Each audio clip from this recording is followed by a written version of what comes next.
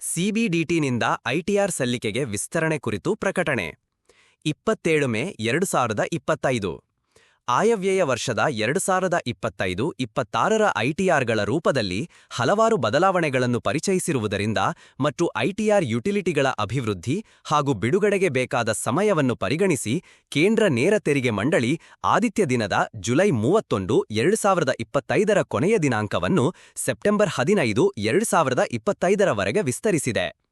ಈ ಬದಲಾವಣೆಗಳು ತೆರಿಗೆದಾರರಿಗೆ ಸರಳ ಅನುಭವವನ್ನು ಒದಗಿಸಲು, ಸರಿಯಾದ ಮಾಹಿತಿ ನೀಡಲು ಮತ್ತು ಸರಿಯಾದ ಸಮಯದಲ್ಲಿ ಟಿಡಿಎಸ್ ಕ್ರೆಡಿಟ್ಗಳನ್ನು ಹಿಂತಿರುಗಿಸಲು ಸಹಾಯಕವಾಗಲಿದೆ. ಮೇ 31, 2025ರವರೆಗೆ ಟಿಡಿಎಸ್ ಹೇಳಿಕೆ ಸಲ್ಲಿಕೆ ಆಗುವುದರಿಂದ ಆದ ಬಳಿಕ ಮಾತ್ರ ಕ್ರೆಡಿಟ್ಗಳು ಪ್ರತಿಬಿಂಬಿತವಾಗುತ್ತವೆ. ಈ ವಿಸ್ತರಣೆಯು ತೆರಿಗೆದಾರರಿಗೆ ಹೆಚ್ಚು ಸಮಯ ನೀಡುವ ಮೂಲಕ ಸರಿಯಾದ ಹಾಗೂ ಕಾನೂನುಬದ್ಧ ಐಟಿಆರ್ ಸಲ್ಲಿಕೆಗೆ ಸಹಾಯ ಮಾಡಲಿದೆ. ಅಧಿಕೃತ ಅಧಿಸೂಚನೆ ಬೇರೆ ಪ್ರತ್ಯೇಕವಾಗಿ ಹೊರಡಿಸಲಾಗುವುದು.